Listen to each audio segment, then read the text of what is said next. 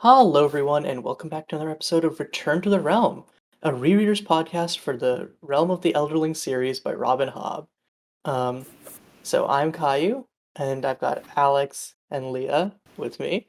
Um, and this is going to be our first episode of Royal Assassin. I'm super hyped Woohoo! to start the second book in the series. Um, but also, since first episode of a new book does have potential for new listeners, just a quick warning that because this is a rereaders podcast, we will be having spoilers for all 16 books in the Realm of the Elderling series. So, if you haven't read those, or or if you care about reading those at all, definitely read them, then come back and watch us. Otherwise, glad to have you. Um, so today's episode is going to be the prologue through chapter 4 of Royal Assassin. Um, and so I guess I can just start off by, or does anyone else want to start off by reading the little intro blurb here from the prologue? I think you can start us off. Okay, cool. I was like, I'm already talking a lot in the intro, so I didn't want to like also monopolize that. But sure, let's go. Um, We'll take turns next time. mhm. So yeah, the prologue has a return to future Tawny Man Fitz reminiscing. Um, Why is it forbidden to write down specific knowledge of the magics? Perhaps because we all fear that such knowledge would fall into the hands of one not worthy to use it. Certainly, there has always been a system of apprenticeship to ensure that specific knowledge of magic is passed only to those trained and judged worthy of such knowledge. While this seems a laudable attempt to protect us from the unworthy practitioners of arcane lore, it ignores the fact that the magics are not derived from this specific knowledge. The predilection for a certain type of magic is either inborn or lacking. For instance, the ability for the magics known as a skill is tied closely to the blood relationship to the royal Farseer line, though it may also occur as a wild strain among folk whose ancestors came from both the inland tribes and the Out-Islanders. One trained in the skill is able to reach out to another's mind, no matter how distant, and can know what he is thinking. Those who are strongly skilled can influence that thinking, or have converse. Have converse. I've never heard that phrase, but sure, with that person. For the conducting of a battle or the gathering of information, it's a most useful tool. Folklore tells of an even older magic, much despised now, known as the wit. Few will admit a talent for this magic, hence it is always said to be the province of folk in the next valley, or ones who live on the other side of the far ridge. I suspect it was once the natural magic of those who lived on the land as hunters rather than as settled folk, magic for those who felt kinship with the wild beasts of the wood. The wit, it is said, gave one the ability to speak the tongues of beasts. It's also warned that those who practiced the wit too long or too well became whatever beast they had bonded to. But this may only be legend. And then it goes on to talk about the hedge magics, which we can also talk about. But yeah, there's this constant theme of like Fitz's two magics warring against each other. Or maybe not warring against each other, but like kind of being an anomaly to have both of these skills in one. And I think it's kind of interesting that like I feel like this could very easily like slip into like a sort of like hyperbolic like Mary Sue style character where uh, it's like Fitz, why does your bloodline let you have two magics? But Hobb balances the idea that magics are as much like a curse as they are like a power, and that they like offer you a lot of like a different perspective or way of interacting with the world, but also that having that perspective can also be limiting in like just when the demands it makes of you like physically or mentally, and also how it like changes how you interact with other people. So yeah, I thought that was pretty cool. Also, the one line that like really stuck out to me there was how Fitz was talking about like how people have like inborn predilection for the skill or the wit, but later on in this very section, one of the chapter intros talks about how like everyone has like a little bit of the skill or the wit. So it's kind of like this thing of almost like self-contradictory there, even though there's a thing of like degrees of skill, or I guess degrees of aptitude. Using skill in that context is confusing. But yeah. I thought it was interesting that they mention, or Fitz mentions, that the wit is older than the skill. I wonder if that's actually true or if that's just what Fitz thinks. It might just be that like because we know that the skill is sort of like comes from the Out-Islanders, right? So maybe that there's just like recorded lore in like the Six Duchies of the wit being older than the skill because they didn't have the skill until Taker came over. Yeah, the skill doesn't show up till like 6 Duchies blood and Out Islander blood mixed together, so could be that they had wit before that.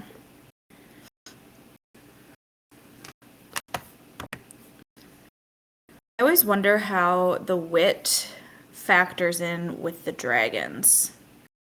Because the skill seems to be like some type of elderling bloodline gene, but the wit kind of just crops up wherever. I wonder if it has any relation to the dragons or if it's like completely separate magic. Well, I know in one of the intros, I don't think it was that one, but where they talked specifically about the wit, it said that, like, I think Fitz theorized that it came from like the hunters who like needed that bond with the animals to kind of find them and hunt them. So maybe it came from that, and then the skill definitely came from. I think that the dragons probably like because they're so strong in the skill, they just kind of like forced it on everyone, and then the elderlings started to develop like that affinity for it. Yeah. Yeah, and it's like it's interesting how like the skill is kind of framed as like this like at the start like this human magic, while wit is like this nature magic. But like arguably the skill is like also like because like there's this thing hammered in of like dragons are also of nature, right? So the perspective on that shifts as the series goes on. Well, and also the way that some people view dragons are as like beasts. So it could also like the skill could also be considered beast magic a little bit too, if we're going that far. Hmm. But talking about dragons, I love that the intro to the prologue talks about dragons and elderlings and the others as if they're like legends. Because I mean, at this point in time, like in Fitz's world, they are, but very quickly they stop being legend and they become like Reality. real. Yeah. Yeah, Yep. there's a line in here. What we take for granted now, the knowing of these things, may be a wonder and a mystery someday to our descendants. And I feel like that applies to like so much in this series, but like particularly like dragons and the skill, where it's like it was just such common knowledge, and then because of like I think like a common theme and like at least the start of this book is like what is like the responsibility to like record knowledge, and how can knowledge degrade in spite of trying to record it? Like that's pretty much like fits the whole rumination here. Yeah. Yeah, and you also find out, I mean, I don't think you really find this out until Brain Wild and Fitz and the Fool, but part of that loss of knowledge isn't just like poor record keeping and whatever. Part of it is deliberate by the Claris people. Yeah. Mhm. So it's like a mixture of like ignorance and Time passing and then also like evil intention. Mhm. Which is I think it's interesting because like Fitz talks about like the use of knowledge for evil and worrying about like if recording information will like facilitate that, but the fact that like it like the people we're meant to see as like the big bad end up like their goal is like the destruction of information as well kind of points to the fact that knowledge in general is just like it's like things that you build up and that you use, and even if there are people who would use it for ill intention, that's not a thing that you can stop. You just have to like assume good faith and for the next generations kind of thing. At least that's how I took it. I don't know. well, Well, no and loss. knowledge. Oh, sorry. Go ahead, Oh, go ahead. Alex. You go first. I was gonna say the loss of knowledge. Also, these books kind of highlights that it can be pretty deadly because if they would have had the information that they have by Fitz and the Fool or even Tawny Man in this series, they could have very easily destroyed the red ships without losing like so many important people and like at such risk to themselves. But because they don't have any of that, they're just like fumbling around in the dark and making bad mistakes. Mm-hmm. I was thinking like the importance of knowledge can even be seen in like Assassin's Apprentice when Galen uses that because Fitz says that he was bribed with knowledge or with like the promise of knowledge. Yep. Mm-hmm. Especially because, yeah, and there it's like coming back around to like the skill knowledge because it's become scarce. Like there's this kind of like aspirational quality Superiority. to it. Yeah, yeah, yeah. Mm-hmm. Oh yeah, and also I guess coming back around to the Elderlings, dragons, whatever being like fantastical. I also it's interesting to me because like when Fitz is talking about the hedge magics, he's like, yeah, they sound like the province of stories or whatever. But as we go into Tawny Man, we find out that like the hedge magics are kind of like the most grounded or like the type of magic that like the common person interacts with the most through like stuff like charms and whatever. Um, and so it's interesting to see that disconnect with Fitz because Fitz is like, well, I have these magics, so obviously they exist. This other stuff, take it or leave it. Yeah.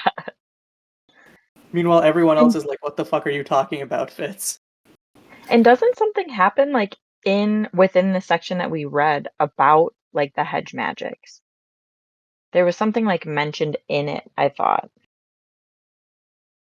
I don't where like remember.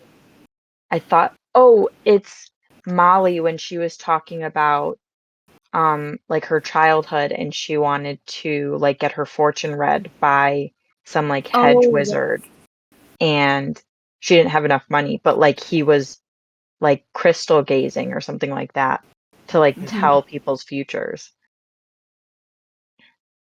it was like a So fort. even now I feel like we see it a little bit with the more common folk and maybe that's why it's not made its way up to royalty because they have other better magic.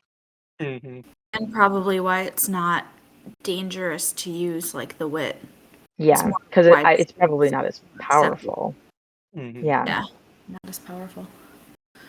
Yeah, and like even beyond like the kind of arrogance of royalty with I think it's also like the factor like we have like like that circle of like magics that they describe later on where it's like that's like way off in like Tawny Man I think, but they talk about how um most people like you can use like adjacent magics in the circle or whatever, but generally most people are only supposed to use one.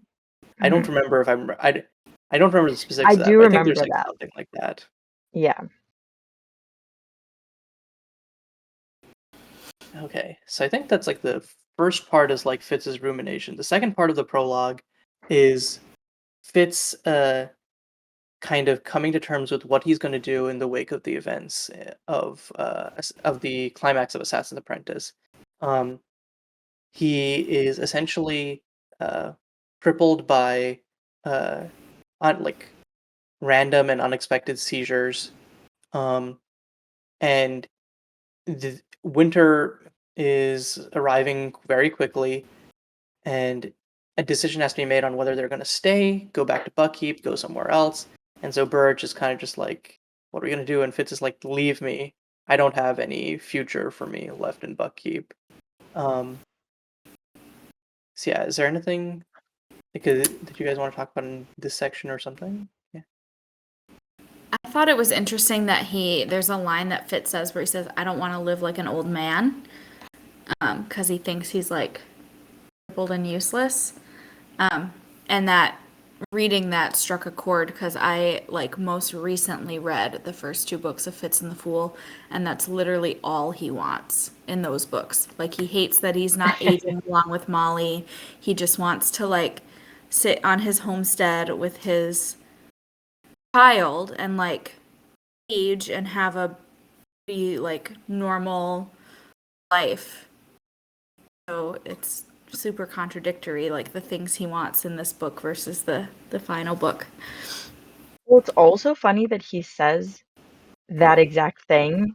I don't want to live as an old man. And then he kind of like still lives as shrewd for a minute. And he realizes that Yeah. right now, what he thought was like an old man body is not at all what it is. And he actually got to feel What the if what it feels like to be an old man, and he's like, I think he became a little bit more grateful of the body that he is in, even if it is damaged right now. There's the potential that it will heal, unlike Shrewd, because you can't unage. Right. Yeah, and that's definitely like aging just is like a continuous theme throughout like these series. Yeah. Mhm. Also talks a lot about Molly in this prologue, which kind of feels a little bit like it comes out of nowhere because like he thinks about Molly and talks about Molly in Assassin's Apprentice, but not to this degree. And then we're like right in the prologue, and there's like 3 pages of just him thinking about how much he's obsessed with Molly, which is very teenager of him. But there's like one line that he says, Molly was that most cherished of items, a genuine refuge. And it like kind of hints to how important she's gonna be. But I just really don't like that he refers to her as an item. Like, Oh, yeah, I didn't even see that. There's Wow. yeah. tiny Wow, eggs. Fitz. Yeah, because Yeah. like it's because like lots of like his relationship with her is like super selfish, where it's like they yeah, like because What this is can my I refuge, get this out is of my this? escape, this is where I can like live my own life without like a consideration of like having someone in your life means having someone in your life like for not for like obviously you need like some privacy, but like that means inviting them to your like life as a whole. So like having the degree of lies and stuff that Fitz has. Oh, like we see it later on, like how much shit that like Fitz puts himself in through this. Yeah, and he doesn't I feel like he doesn't realize that Molly has her own life outside of the times that he sees her, and that's why he didn't realize sooner kind of the repercussions that his actions and, like, his pursuit of her before could have had on her life. I think maybe not even that she doesn't have a life. He just assumes that her life is like more stable than his because he's such like a like yeah, he's just like such a like self-pitying motherfucker sometimes, and it leaves him like blind to like the ills of others, which we see like I guess we see later in this prologue, or like I guess in chapter one, where he's like, oh yeah, with Shrewd, like, Mhm. meh. I think he's also just like crazy naive. Like he really thinks that he can just keep this one. I think Shade says it at one point in this section that we read where he's like, "Did you really think that you could just live 2 lives?" And Fitz is like, "I Uh-huh, can." uh-huh. Like it never occurred to him like lying to my friends is bad. Like he's just functioning and he isn't realizing that like them spending all this time together as Ollie's pretty much a young adult at this point and he's a teenager, but like it's not very appropriate and he's just like we're friends and we walk to the beach. And he's just so like clueless. Mhm. Yeah, I don't think he gets much better at that, though. No. Yeah, No, he just really doesn't. constant ignorant himbo. Yes. Um, oh yeah, one line that I really liked here is I wince to think of the price willingly paid for loving me, which applies obviously to like Molly and stuff, but like I was thinking about this in the context of like the fool as well, because I'm like, oh yeah, this must also be how the fool feels as like having to like constantly witness Fitz's death and like cause that. Um, and also even as Amber, um, kind of like making connections with all of these people, but also having to kind of be aloof to it or like have to like move history where it has to go. And so having that like pull of duty versus this thing of like the care for people and how that ends up sometimes like hurting the people around the fool. So I was like, yeah, that's an interesting parallel I didn't think of. And the fool But though, mentions though like yeah, the Fitz's the the hurt that Fitz gives to the people around him is a decent amount of the time his own fault. Well, with the fool, it's kind of just like unavoidable. Yeah, he has to do it. Mhm. Mhm. Which makes, I think, the fool a lot more tragic in that respect. They Loving someone so much, but being kind of the cause of their pain or not being able to, like, move around it or move them away from it. Mhm.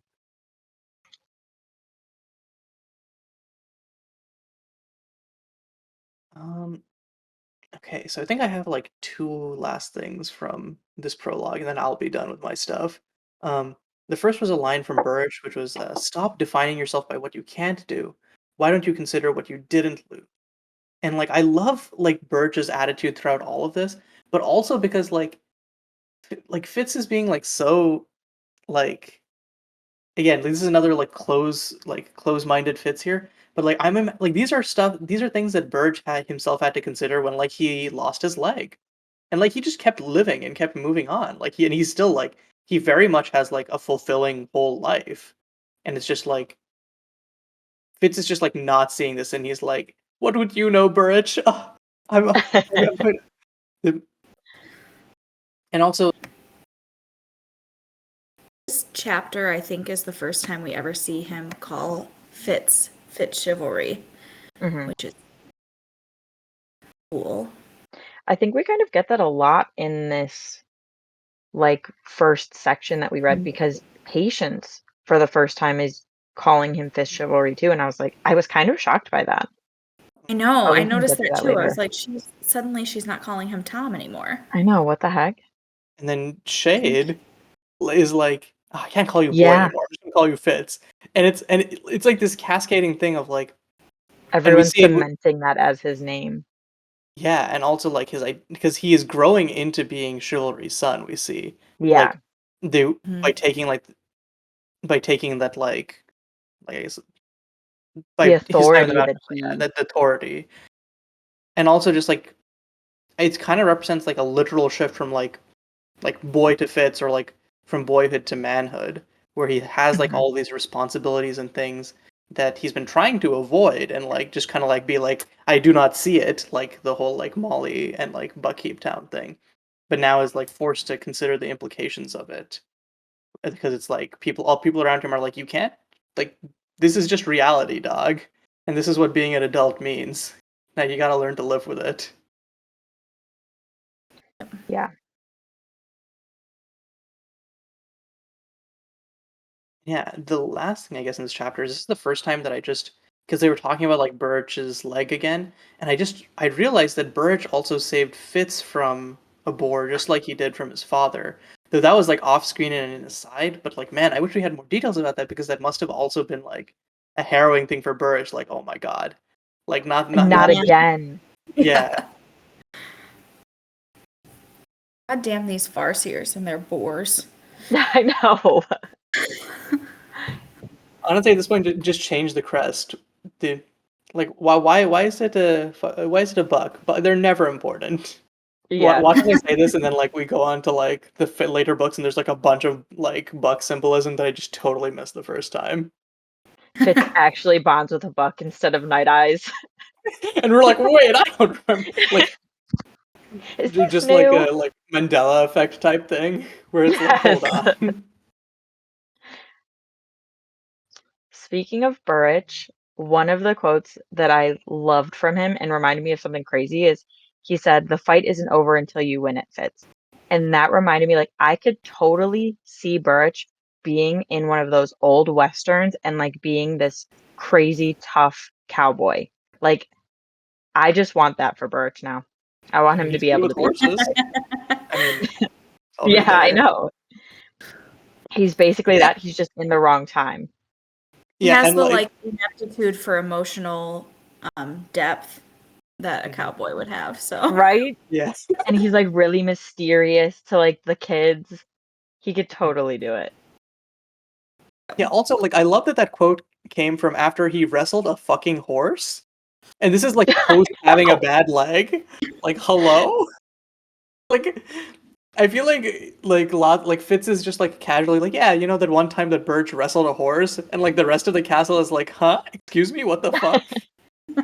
Like And yeah, it's definitely like it's easy to see like why Burrich has like is generally respected. Just like And where Fitz gets his stubbornness from. Jeez. mhm, Yeah. They're so absolutely. similar, like not being actually related. For better or Very. for worse, yeah. Yeah. Um, okay, so is there anything else in the prologue, or do we want to move on to chapter one? Nothing for me. Yeah. I don't think so. Cool. So chapter one is Silt Bay. Um, and we kind of already alluded to what happens in this chapter already, but Fitz falls asleep, and in his weakened physical state, his skill walls come down. He ends up uh, accidentally, unknowingly skilling into King Shrewd's mind. Um, and then sees like King Shrewd's physical condition. He's extremely sick and racked by like the effects of his old age, and is feeling helpless. And King Shrewd, along with the fool who's there, ends up through a combination of Shrewd's skill and the fool's prescience, um, witness a red ship raid on on a small coastal town named Silt Bay. Um, and this is, I guess, a notable chapter for two things in that it's one of the few times we get to see from Shrewd's perspective and get a little bit of context for um, what his emotions are. And I think more importantly, it's one of the like most directly horrifying depictions of what the red ship raids are like and the effects on the common people.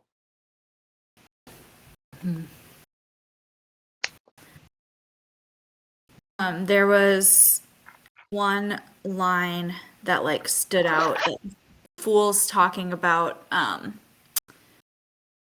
Shrewd asks him like what does he see that will happen about Silt Bay? And the fool says they sing victory songs about Silt Bay because basically like nobody was forged because they all killed themselves and each other to like keep themselves from getting forged. And there's a line he says that says, "We kill our own so that the raiders can't, and we make victory songs about it. Amazing what folk will take comfort in when there's nothing else to hold on to." It's just like, that's your victory, is that people had to like kill themselves and their children and their families to keep them from getting forged. It shows how dire this situation is. Yeah.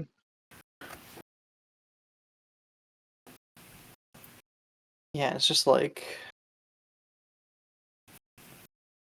I think we all like mentioned it, but like just the fool like having like cuz like the King Shrewd asks like the fool to like remember forward and see like various possibilities and just like all of the various specifically to the women of Silt Bay, and it's just like this really harrowing like and like the fool is like reciting this kind of like monotone as just like can't dwell on this emotionally because otherwise blah, but it's just kind of this like horrific like reel of atrocities committed against the women of Silt Bay.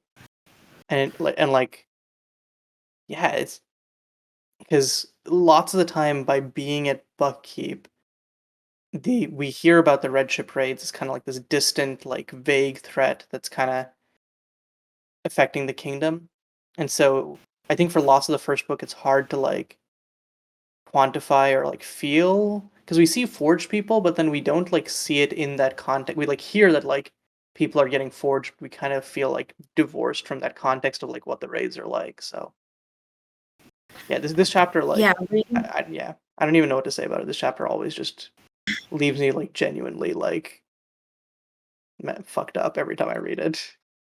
it's really brutal. Like Yeah. the passage about the women of Silt Bay is so brutal, and like I think um Hobb does a really good job of hammering home the horrific realities of war, whereas it sets it apart from a lot of other fantasy series, at least that I've read, where it's almost glorified. I was Um, exactly thinking that. yeah, and like you don't see this. super often in this genre, where it's like, no, this is really fucked up, and this is what war is like in the real world. Like it's brutal and it's horrific, and like not just for whoever's off fighting, but for the people who whose like war battle ends up on their doorstep. There's They nothing, just get hit in the crossfire. yeah, and there's nothing like glorified about it. It's just awful.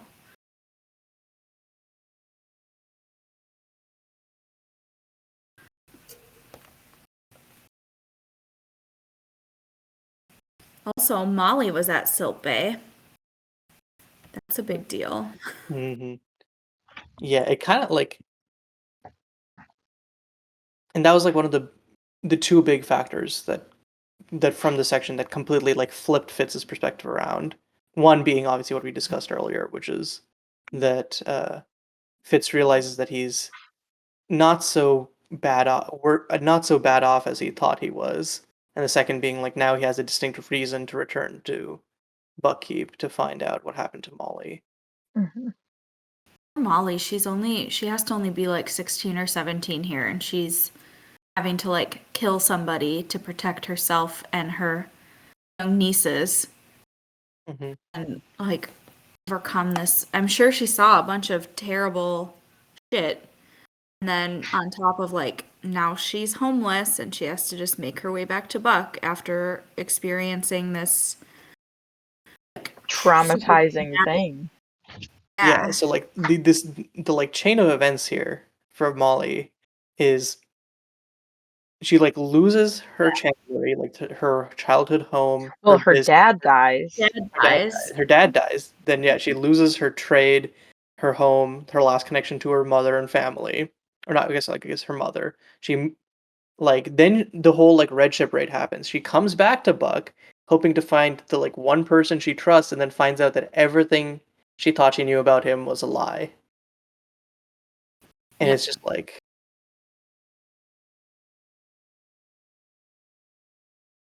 yeah. She's Mhm. really going through it. Yeah. Like Fitz thinks he has it rough and he does, but at least he has like home and like people that care about him and he knows where he's gonna And who sleep look out for him. and who look out Molly's for kind of on him. her own. Yep. Mhm. Molly doesn't have a Burrich, at least like not yet. But Yeah. like the amount that like Burrich like pushes him and like actually like because like Fitz would have died like so many times in like in just like this first just in Champe if like Burrich hadn't been there. Well, Molly will I get a kind bird. Hmm. Yeah. I Yeah. kind of forgot how like Patience took Molly in and helped her out. Like when I was reading The Fitz and the Fool. And it must have been so kind of nice to have Patience come and live with them for a little bit too. Like I'm Hmm. sure Molly enjoyed it just as much as Fitz did. I forgot that too, and I was like, oh, it's nice of Molly to let Fitz's like mom come live with Mom, him yeah, in that's what the I married thought. But house.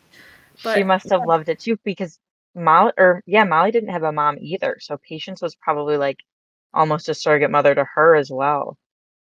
hmm. Yeah, that's interesting because like it's a continuing theme of like kind of like blood ties being important, but family being the people who actually care for you and like raise you. So, like I Yeah. like that like theme of like found family too. Hmm. Mhm. Um, There was one line from The Fool that I picked out of this. Um, Shrewd is like talking about how he doesn't understand what the purpose of the Raiders is, and maybe if he understood the purpose, he could like better combat them. And the Fool says, they partake of the madness of he who drives them. I was wondering if that like indicates that he's just using he as a, or if I should say they're just using he as like a general statement, or if they don't know yet that it's all the Pale Woman's doing.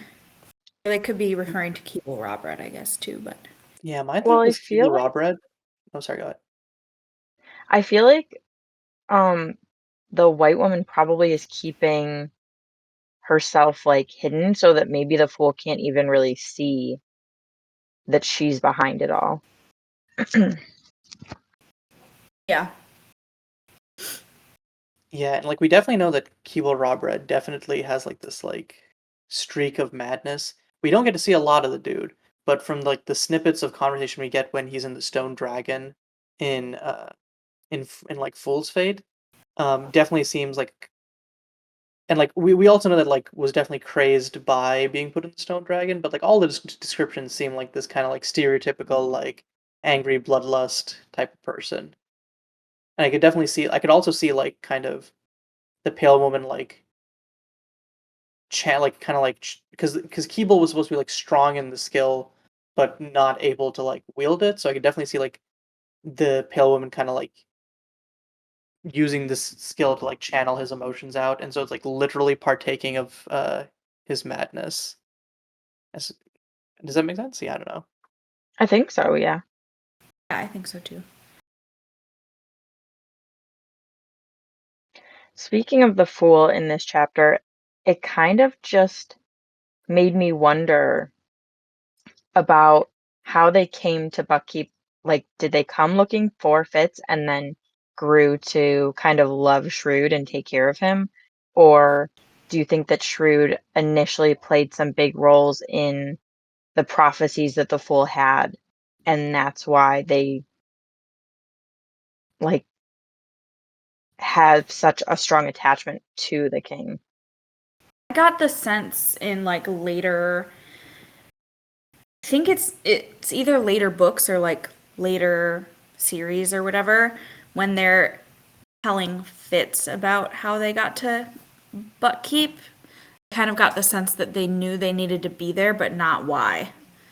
So they Okay. kind of were just making their way there, and they were like, well, I guess I'll just hang out with the king, because that seems like my best Yeah. option to find this Safest and catalyst. best.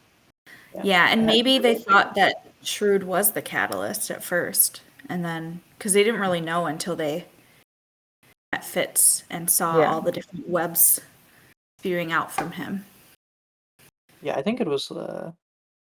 They knew that the Farseer line had to stick around, and so that was like the one thing. So it's like, cool, let's go to the Farseer line. Let's stick around, become unofficial bodyguard. And like, I mean, it makes sense because we see like Shrewd like kicks the bucket, and like 2 seconds later, everything goes to shit at the end of this book. Like Yeah. Mhm. literally, like Shrewd being alive holds Regal's ambitions in check for like so long. Then as soon as he dies, like Fuck everything. yeah. So when I think it's also just like it like yeah, because I've always grappled with the question of like why is the fool like so unfailingly affectionate to Shrewd? And I think it's like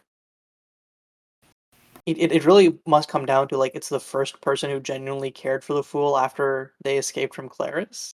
Because like Mhm. they were like bounced around between Jamila and like all of this, and it must be like the sort of feeling of like, oh god, where am I gonna end up? And then they come to Buckkeep, and like she was just like, yeah, sure, you can hang out, and like even that like crumb of like care is probably a lot for people. Shrewd extends protection to the fool in a way that like probably no one else ever has Mhm. since they've left their like original home.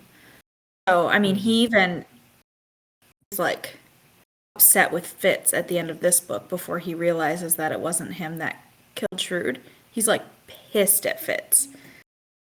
So his loyalty until Shrewd dies really isn't even necessarily with Fitz, it's with Shrewd. Mhm. Mm. Yeah, we even see like there's like because the fool is constantly like, hey, go see Shrewd, and because Fitz like even though he like skilled with Shrewd doesn't realize how far Shrewd's condition has deteriorated, and then there's like that one part where like Shrewd is just like kind of like drugged out of his mind and like is in a bad place, and then I remember Fitz is just like sees the fool in the corner like angrily crying, and just like runs away, and it's like it kind of like this condemnation of like you should have come earlier, you should have been witness to this, and you should have helped me like save our king. Mhm. Because I think that the fool realizes that like um Shrewd is no longer fits as king in the same way that Verity is, and is like, Yeah. and that causes like this rift between them as this book goes on. Mhm. Yes, I Yeah, because agree. I think the fool sees one side of Shrewd and Fitz kind of perceives a different way, and he thinks that Shrewd isn't how he actually is right now. Hmm. Which, to be fair, I also think that the fool is probably a little blinded because, like, yeah, Shrewd, we all know Shrewd not the best, but yeah. Yeah. Yeah, it's interesting because I love the Fool so much, but I hate Shrewd. So Hmm. I'm always like, why are you so far up his ass? He's so bad. He's not so bad, but I hate him. Yeah, he drops the ball in a lot of meaningful ways that just causes stuff to spiral. Yeah. Yes. Well, I think And for even someone who, now like, yeah, and for someone like the Fool who's supposed to be all about like saving history, it's like, should you not recognize that this dude is like a bad influence on the course of time? Hmm. I wonder how much of, like, what Shrewd does now in these books is because they're, like, tinkering in his head with the skill, 'cause I feel like they're kind of already doing that now.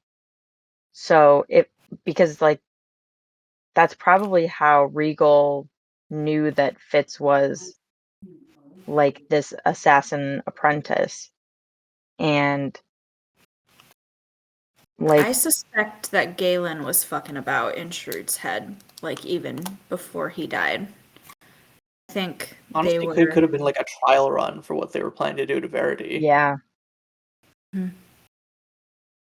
and they Yep. just kept going because they're like, "Could be useful, let's continue." They're, Mhm. they could be making him like he obviously has some type of whatever, whether it's cancer or some type of disease like that's making him really sick, but it's exacerbated by all the skill messing about and all these potions that Wall ass gives him. I wonder if he's even sick to begin with. I wonder if they They make did him something sick. to him to make him feel like he's sick, and then they're just the potions are continuing the sickness so that he's in this weakened state and they can use him. Mhm. We know that they can like heal somebody with skill, so I wouldn't doubt that they could make somebody really sick with skill Like too. inflicting damage is probably a lot easier than repairing it. So Yeah. Mm-hmm. And the way Fitz, like, sees it and sees, like, what's wrong within the bodies to heal it, I'm sure they could go in and see what's right within the body and just tweak it a little bit to mess it up pretty badly. question is, do they have like the skill to be able to do that? Yeah. Because lots of the healing stuff comes about after like extensive, like Chade putting together a bunch of like extensive anatomy like libraries plus the retrieving the skill scrolls. So I feel like they probably instead of like going for specific parts, they're just like, we'll just fucking sledgehammer and whatever gets crushed. Just like because they're like doing like the skill leeching, right? They probably could also just Yeah. like, we're gonna knock something in the brain here and see what goes. Because also Or they're like, doing it accidentally and not even realizing they're just trying to leech and leech and leech, and then they take some vital part along with it. possible, yeah. Okay. Is there anything else for chapter one? Okay, so let's move on to chapter two, the homecoming. And unfortunately, no, this is not a dance. This is just Fitz actually returning back to Buckkeep um, after a long, horrible weather, very weak Fitz journey. Um, finally gets back. We see him in an interesting scene step into the role or kind of persona of chivalry when talking with the gate guards. And there's little interaction with Burrich there that also is like relevant to how Fitz has changed due to the way people perceived him in the Mountain Kingdom. Um, and yeah, it's just like Fitz noticing a lot of little different things about Bucky, particularly also with uh, how the castle has changed since Ketrigan's arrival. Mm-hmm. I feel like there is a lot of foreshadowing in this chapter. One of them being like he's talking to the guards and he says, "You can tell them all the bastard isn't done for yet. Plagues or poisons, you should have known that Burrich would physic me through it. I'm alive and well, I just look like a corpse." Like, at the end of this book, he literally is a corpse due to poison and, like, beaten. And then Burrich is the one that helps to, like, physic or magic him back to life. Yeah, I didn't notice it until you mentioned it, but like the word choice of physic feels like a really like pointed one there because it's both sort of like a It's, like, I mystical. yeah, it's like you can understand it from like the medical perspective or like but like yeah, there's also like an element of like mystique to it which comes. Mm-hmm. Yeah. Yeah, He I think could have that's a said, really like, good shout. cure or heal. He doesn't. He uses, like, this kind of... Archaic. Right.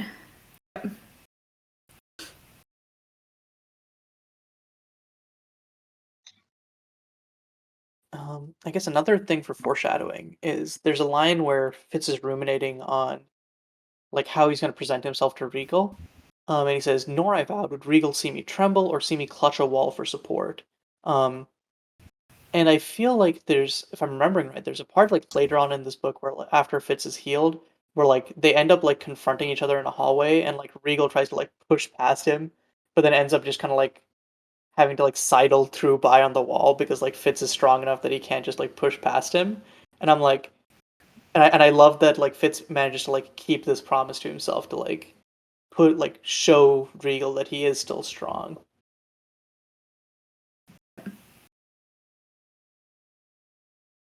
There's also a part that I can't believe I never noticed before, but Fitz is talking about Burrich, and he says, "He lifted a hand to a streak of white in his dark hair, testimony to the blow that had nearly killed him." It's like, how did I never, like, pick up on the fact that Burrich also has a white streak in his hair? I just noticed Yeah, that like too. Would they be more like father and son? hey, this is I another thing where know, I'm like like, they're I swear matching. to God, Matching. they edited the book, they went back, they changed it, because how the fuck did like I saw that and I'm like, what? And I was like looking for it as I was reading the chapter. I'm like, holy shit, it's there. They say it on the page. Of like matching head trauma. I know. They're twins. Twinning. That was something I noticed too. I love that though. Well, Yeah. not that they obviously both almost died from like head wounds, but like that they both healed in a way that gave them this like similar coloring. Right. Mm-hmm.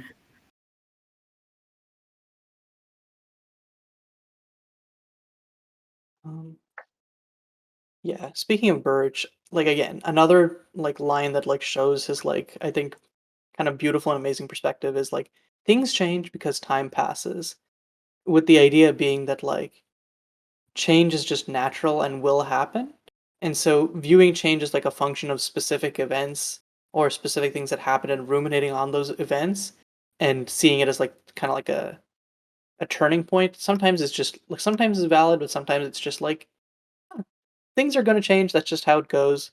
We'll just like li- you'll also like continue to live and change as well. So just like live with it. And you Um, can't get stuck on what if or how would I have been if this didn't happen. You just kind of have to accept that this happened and live through it. mhm. Such And a like in the same polarizing. section. Sorry, go ahead. Oh, I was gonna say it's just a polarizing perspective to Fitz because Fitz is constantly ruminating on everything that's happened and like why and what could have been, what he did wrong, and how things should be, and like never wanting anything to change This entire unless series it's is just Fitz like hating change and being the cause of it. Mhm. And also, like, looking back and being like, "On God, I can't believe that happened." Like, this is just all him, like, the him backwriting and, like, Is this real? I feel like this is totally, like that thing where it's like, you're about to settle in, you're about to go to sleep, and then you're like your brain is like, "Hey, remember that really embarrassing thing you did, like, 10 years ago?" And Fitz like, "Fuck, I can't sleep. Guess I gotta write a whole ass book about this." This one time, like, I couldn't believe it.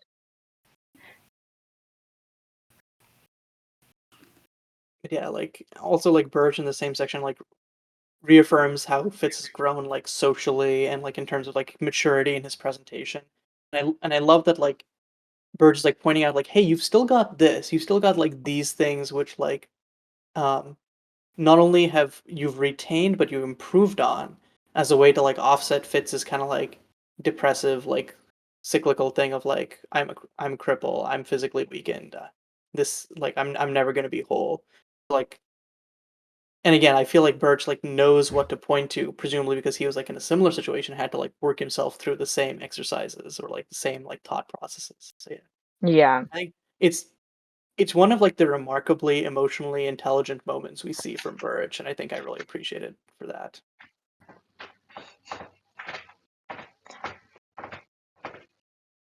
Something in this chapter, I lost what I was gonna say. I have no clue what I was gonna say. It was something about Burrich. You have the little thing here about, the exchange between Burrich and Fitz. Could it be that? Yes, I think. It's like, oh, it feels like they don't have misunderstandings anymore. It seems like they're kind of, at least right now, on the same page. And they don't need, before they didn't use words because they didn't understand each other when they did. And now with Fitz trying to be like, you did all this for me, like I really care for you, I love you, you're my dad, like you're my man. And Birch is like, save those speeches for when one of us is dying. It's kind of like they don't need the words that they could use right now because they kind of just understand each other, which is, I think, a complete 180 from how it was before. Mhm.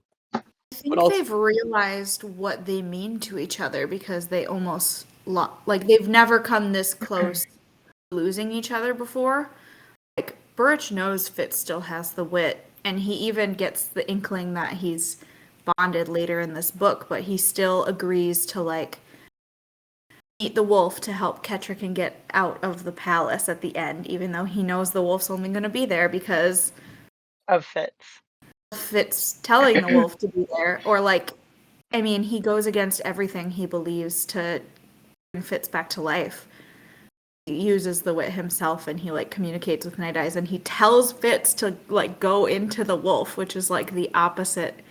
He like sets aside all of his moral like issues with it, which the Burrich from the last book would not have done. He would have never, he would have been like, bye, Fitz. I'm Yeah, sorry. I'll dig your grave. yeah, oh, I should have raised the boy better. Yeah. Alas. Anyways. yeah. But yeah, I also I find it really ironic how like Burgess like saves speeches like that for one of us is dying. Like motherfucker, we almost died. It's not like I would have given the speech if I had the chance, but you were knocked out with a head wound and I was half drowned. So like, can we have this conversation now that we're healed, please? Yeah. And when they are like when Fitz is dying, he's in the prison, so they don't get a chance to talk. And then when Burrich is dying, he's like in and out of consciousness and can't really hold a conversation. And then he is on a different ship than Fitz, so Fitz can't even like be with him. So it's like save it for when one of us is dying, but you aren't in the position to Every have a opportunity conversation when like we're that. all dying, it's not there. Right. Yeah, in fact, it should be Right. like have these speeches before we die so that we can actually have them at some point.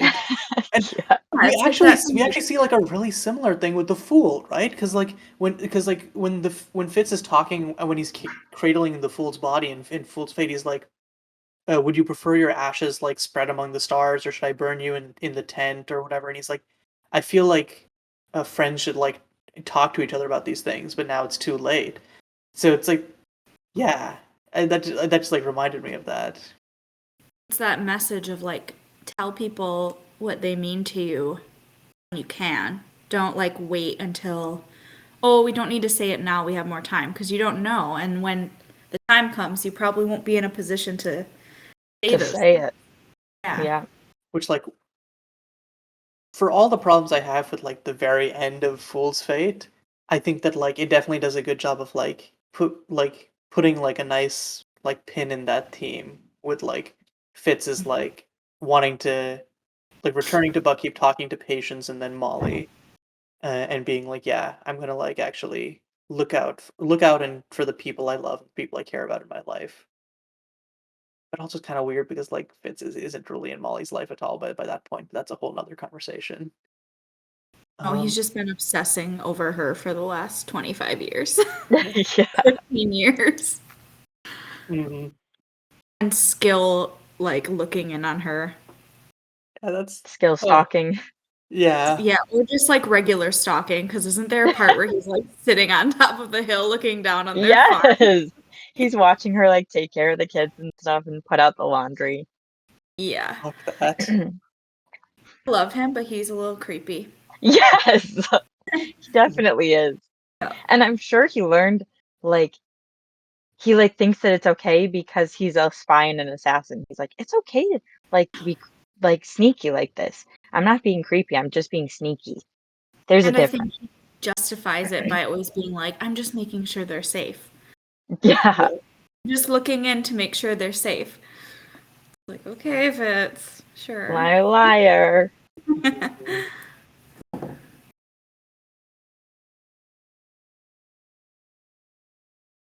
Yeah, one thing that like made me like super sad here that I didn't expect to was seeing Hans caring for Fitz and being like, "Yo, I'll take care of Sudi. It's all cool." And then just like I just had a flash forward to when like Hans like how it ends up with like Fitz being like, "Hey Hans, it's me," and Hans being like, "Wit magic," and like running away.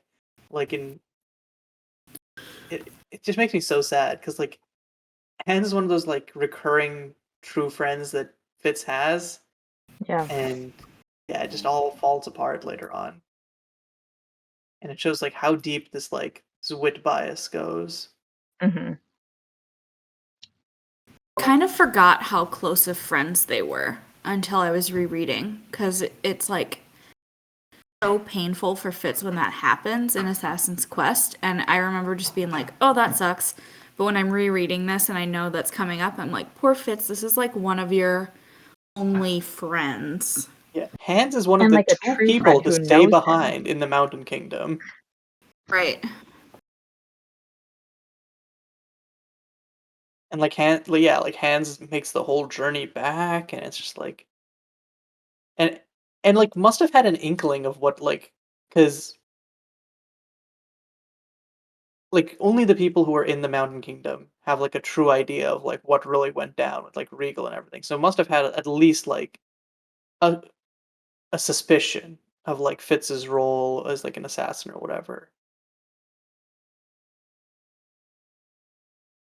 He's really his only friend around his age that like sees him as a kid but knows he's the bastard. Because all his other friends in town didn't know who he really was. Mhm. Hmm. Hans Yeah, is and like like the only person that knows that identity. yeah, and do we like see Carrie or Dirk again like ever? They're like name dropped like a few times in the first book, but then I think that like as it goes Oh, on, they're kind of just like away. one of them is forged. I think it's Oh Carrie, shit. Oh okay. and Fitz has to fight him in this book. I'm Really? pretty. Yeah, I think so. Oh shit! I totally forgot that. Me too. Maybe I'm wrong, but I'm pretty sure. No, I feel like that sounds right. Mm, Robin Hobb would do something like that to us, for sure. mhm.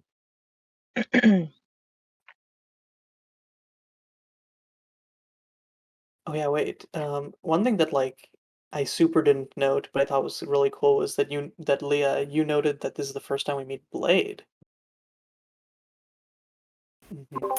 Yeah, I remember, like, I think it's Blade's grandson, um, in The Fitz and the Fool when they, like, announce him as actually Fitz Chivalry and not Tom Badgerlock.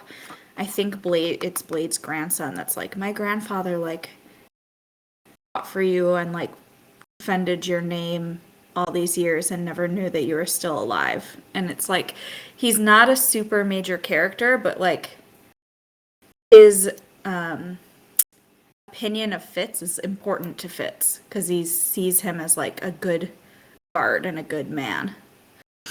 Yeah, and we see him in Tawny Man when like Fitz goes to like the steam bats or whatever, and like I don't remember, but there's definitely like there's like some like respectful interaction there, and like Fitz being like, "Oh, Blade, he's still here."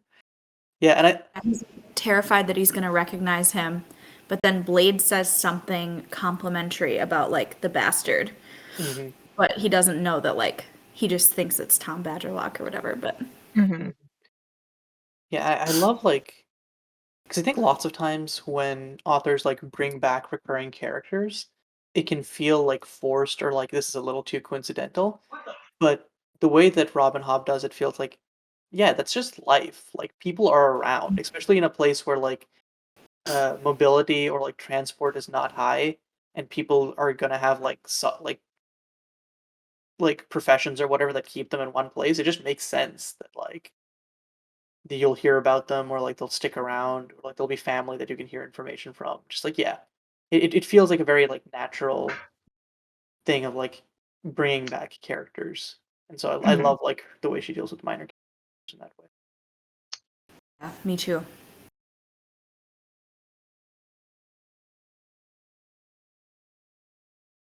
Yeah, so I guess we've been like talking around the big scene in this chapter, which is when they come back.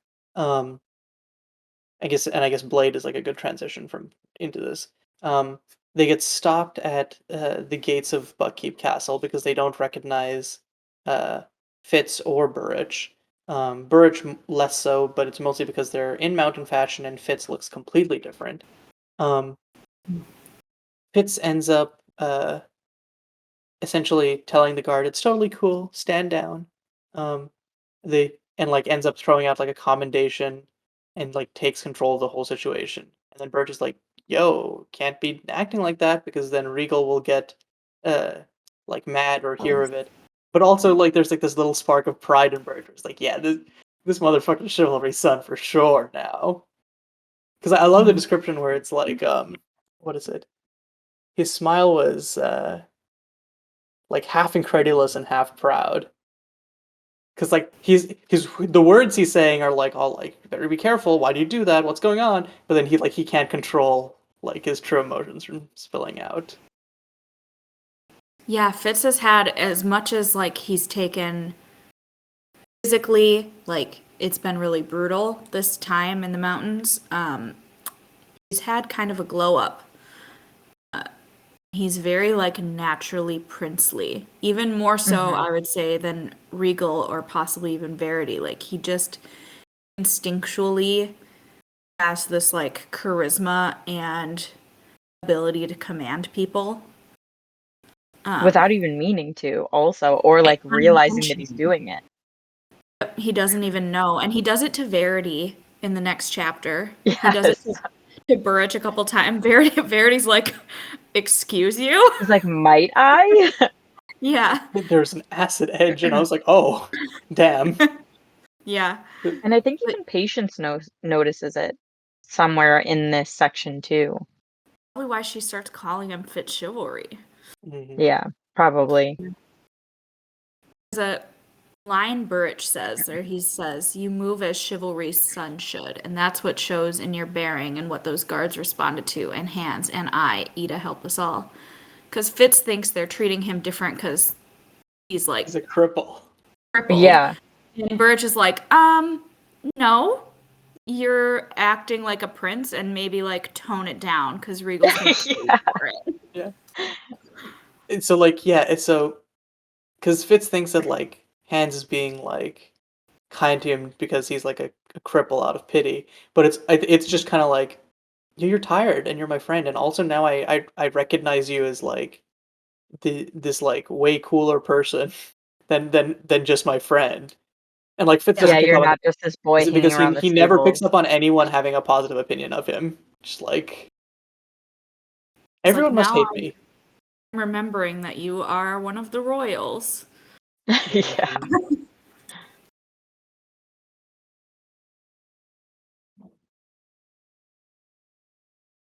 Okay, yeah. So at the end, we see that at the end of the chapter, we see that Buckkeep gets like a minor glow up here. There's like no more like I like how like Fitz is like there aren't like the familiar cobwebs and stuff. It's just like the obviously The that's still like walls are clean. yeah. There's It no happens soot to or a ash castle. everywhere. Happens to a castle when all the women leave. Yeah. Mhm. It's just left in filthy eggs. Yeah, and it's definitely not the pure like the perfect glow up that it gets in like Tawny Man or further on, but like this definitely It's is getting like there. yeah, this sets It's the working ball its rolling way on up. that. Yeah. Also, I like how like they make a point to note that Verity and Ketrican are getting some. They're just like Yes. like He's like, they're literally like the equivalent of a very suggestive eyebrow wiggle. Just is like the entire like end of that chapter. Fitz is just Fitz is like, clueless about he's it. not He's like, there? "What do you mean Verity's not in his room or his tower?" And I love how like in the next chapter, like this tactless ass motherfucker is like, Marriage seems to be agreeing with you, my prince, and Verity's just like completely thrown off guard. Mhm. And he's like, yeah, yeah, in some respects. Anyways, my ships. Can we change the subject? Let's talk about my Yeah. ships.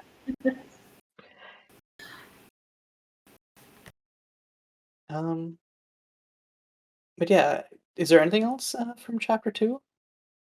I For think me, one little side thing, but this doesn't apply to just chapter 2, it's like the all of the books in general, but the descriptions of food in these books, even if I've just eaten, I am like immediately hungry and I want whatever they're eating. Like just the way like just buttered bread and stew, like it sounds so, so good. Hmm. And then I think at Recipes from Buck followed us on Instagram, our podcast, and then I started following them with my personal page, and the food looks so amazing. good. Like Hmm. they make the food and it looks so good. It looks even better than it's described, and I didn't even think that was a thing. Like I didn't think that could be possible, but I want to eat them all. I Yo, love and that. also like recipes from Buck collab stream. I just want an excuse Yes, to do a It cooking stream does. because like that would be so much please. fun. Yeah. I would love that. I really want to try the sugar cakes that Thick is obsessed with. Like they sound so Yes. good. Yes. The pink like sugar cake things. Mhm. I was Yeah. wondering if they had like the spicy bread that fits because the as like I love spicy stuff and Fitz is always like, ooh, the spicy. I like the spicy, and I'm like, yes, kindred spirit. So yeah, okay. So chapter three is renewing ties, um, and this is basically exactly what it sounds like. Um, it's Fitz running into a bunch of people from Buckkeep. Uh, Patience, Verity, and finally at the tail end of the chapter, Molly, and to varying degrees of success, reestablishing a relationship with them and talking with them. Um, yeah, I think we can just like get into it. I think it's so funny that Fitz like picks up something off the ground at random in Patience's room because he's like trying to mask the fact that he doubled over due to health reasons, and Patience just thinks that it's like a present for her. She, And she's like thinking that he's getting on one knee for her to like yeah, apologize. She's like, "Get up. What are you doing? You're it's being like ridiculous." so disorganized that she doesn't even realize what's in her own room already. Yeah. It's like, Yeah. oh, you have brought me a gift. Like, How did you know I was looking into this? Thank you. It reminds me of like the same kind of thing where like Patience like carelessly gives Fitz the dog and it ends up being something like that he actually cares about. It's just kind of like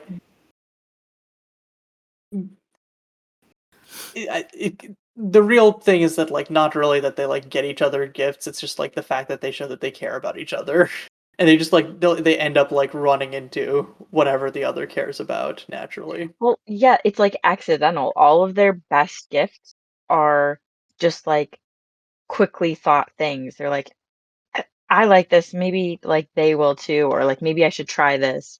And then it turns out to be something so special to the other person. Oh yeah. And speaking of all the clutter, one thing that like I didn't catch this at all, and that's like super cool. Is the Bayberry candle in Patience's room, which is like hinting that Molly is like working for Patience. And like I went back and like, oh my god, because I usually just like skim over the description of stuff in Patience's room. So, yeah, they're A just trying to lot of establish shit. But that she's Patience is cluttered. eccentric and has clutter. But then it's like nicely sandwiched in there between like other random stuff. I was like, oh, shit. Well, I remember from the last book that Molly sold a lot of Bayberry candles for the like festival or the holiday or whatever. So I was just like, it could have been like leftover from that, but it's definitely Molly's still making candles, right? For sure. I have no idea what Bayberry is, honestly. No, but it sounds like it would smell delicious. I picture it being like a periwinkle color and smelling really sweet and delicious. Is it a real thing, or is it made up for this? I hope it's a real thing. I would love to just like I'm Googling it. I feel You like can buy bayberry candles like at Yankee Candle. so it must be real then. Yeah, cool. it must be You know real. what? This is we've already discussed cooking stream, the second of our special streams at some point. Candle making stream. This is Yes, Yes. please. I've actually one of my friends did candle making and I've always wanted to try it because I'm just like it seems like such like a like fun activity and I already have like five Yeah.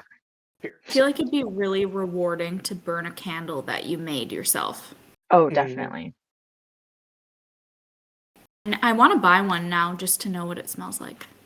Do it. Yes. I think we all should, and we should light them and just record with it on like one day so that all of our rooms smell like it. Yeah, we should coordinate. And then we have to have all of the listeners buy one too so that they can smell it while we're all smelling it and talking about the book. We should do it for the Royal Assassin live stream because at that point, Yes, yeah, because oh yeah, get spoilers. everyone in on it. I'm going to India for the next month, but I'll be back. But like, I'll still be able to record, and I'll be back for the live show. But like, won't be able to purchase Bayberry candles in the middle. But yeah, Dang. Mhm. I think it's so interesting how Robin Hobb ties in some like herbs and everything from our world and then also creates her own.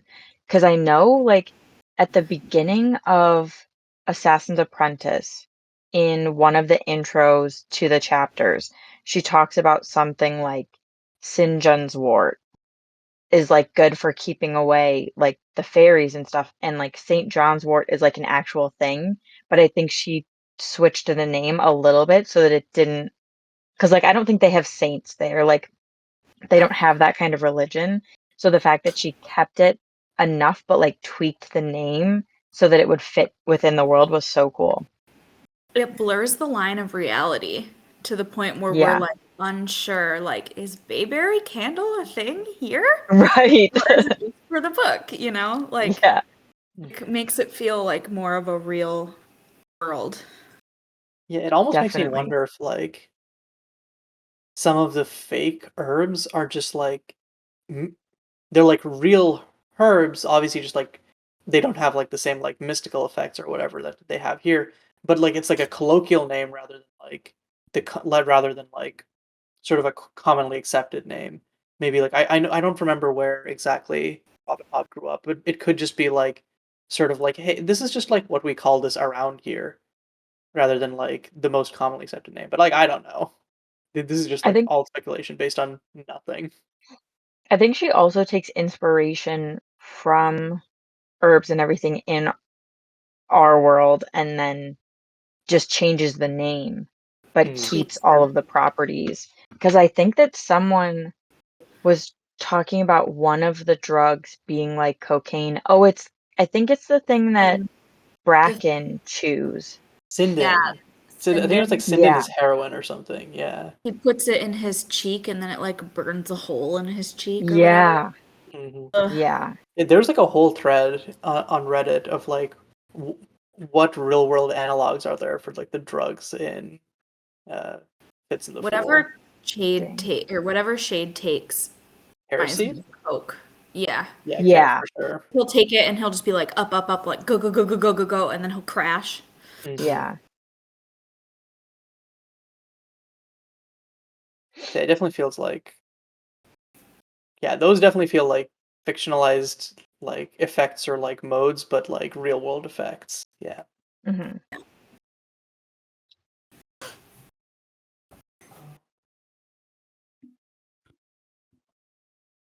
Oh yeah, so there's the whole like encounter with Verity, which I like started talking about earlier. Um, and this chapter, like, I don't know if you've seen that meme where it's like the guy who's like, I guess, but like that's just how I feel with like Verity's explanation of like why they shouldn't kill Regal because it totally makes sense. He's like the one person in this book, like no, I don't think even Shade like gives like a good like a thorough, compelling explanation of like why killing Regal would like both Be bad. destabilize faith in the monarchy and just like destabilize the region in a time of external crisis. Um, but man, it also makes me mad because I'm like, if he'd given the go ahead, we could have just ended this all here. Just Fitz could have. Hmm. Can we please? Mhm. Yeah, and I think there's an interesting line there where it's like justice. That's the thing that we shall ever thirst after and ever be parched. No, we content ourselves with law.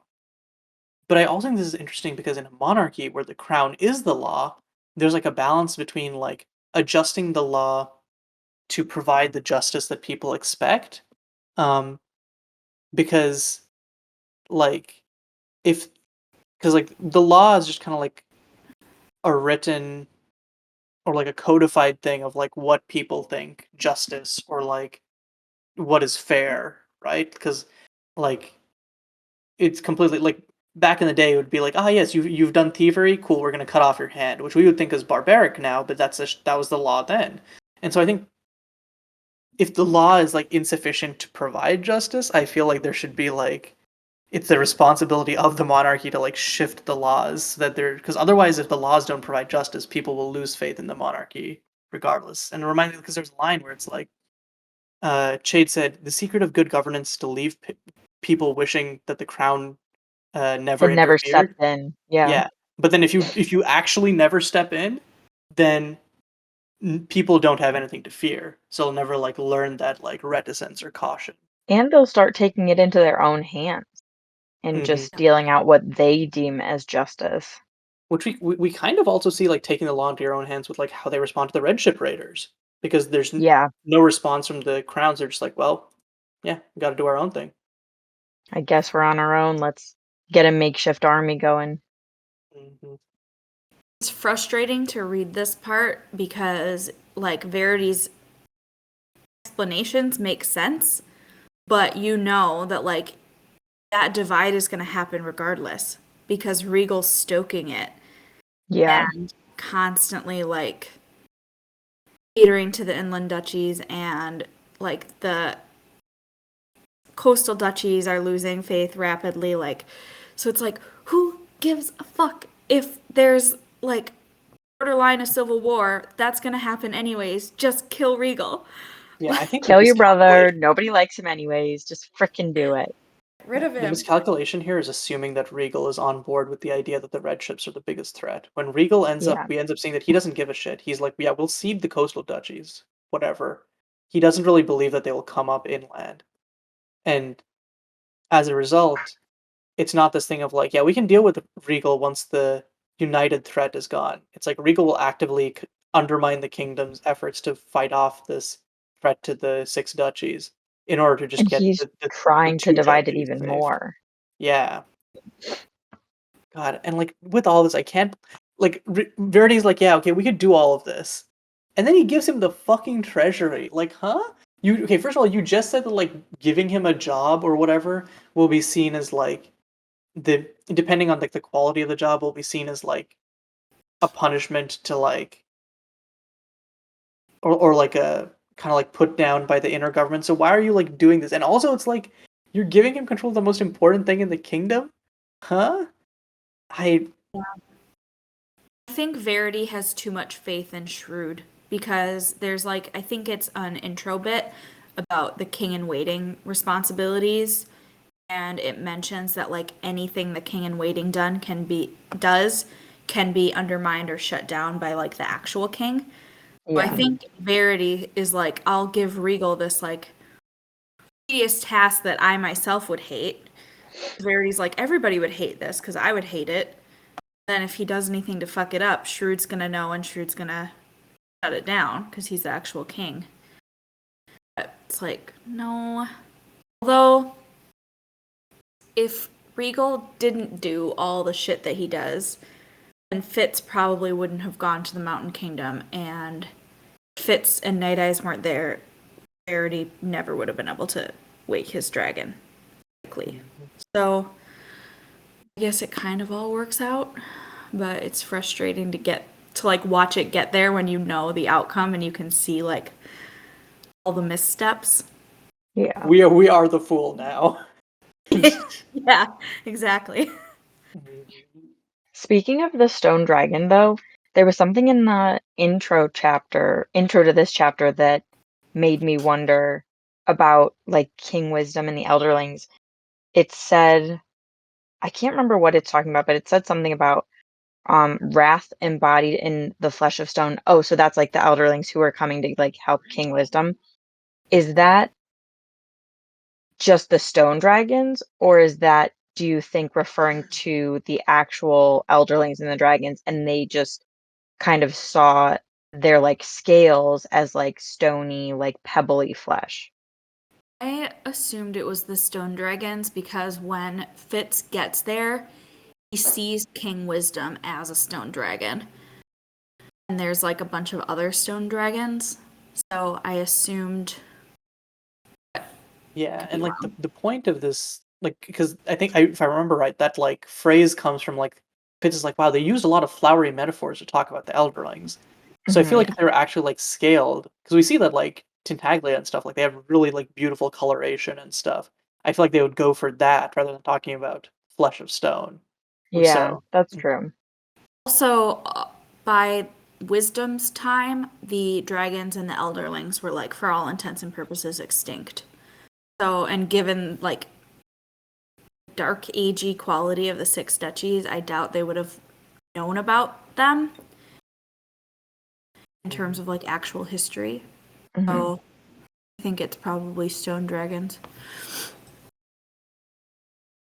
yeah, I guess like while we're on the intro, I also really liked the intro of this chapter because it like contextualizes Fitz's earlier worries about like the potential for knowledge to be lost, even if it's recorded, because he experienced that in his lifetime with, well, we know the skill scrolls later on. Don't know about them right now, but specifically like the loss of knowledge about the Elderlings and how that really like delays seeking that as a solution to the red ships to the point where they nearly lose the whole kingdom.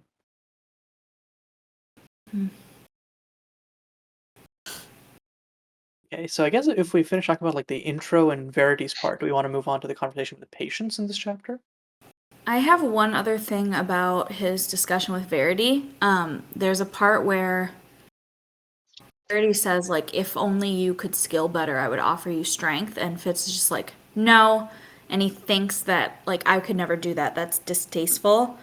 Verity picks up on his thought and is like, I too once, like, think so proudly. And that's like, I took it as a little bit of foreshadowing because by the third trilogy, Fitz is like nearly killing his own son in law by accidentally almost draining him to death.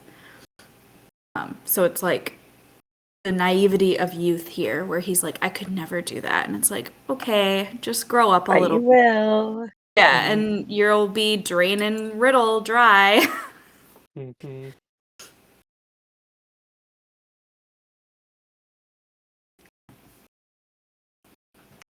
Okay, yeah. So for Patience's conversation, I love how like Fitz is just like he's walked down like this whole set of stairs. He's like tired, and Lacey just like scoops him up and like slams him into Patience's chamber.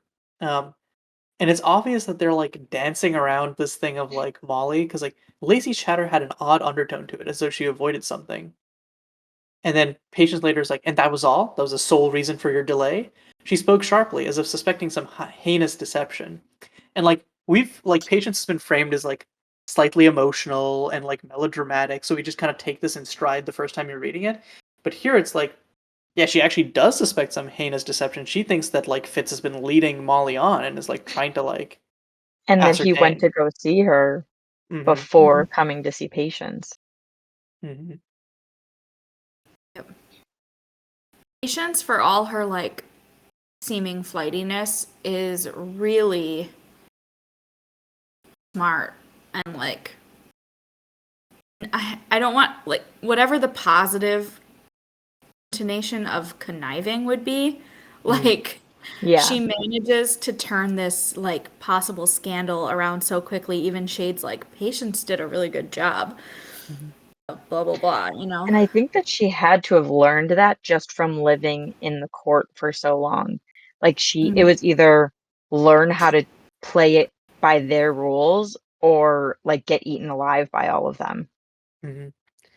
Yeah, and I love how like both Patience and Fitz assumes the other is dumb to like court politics, because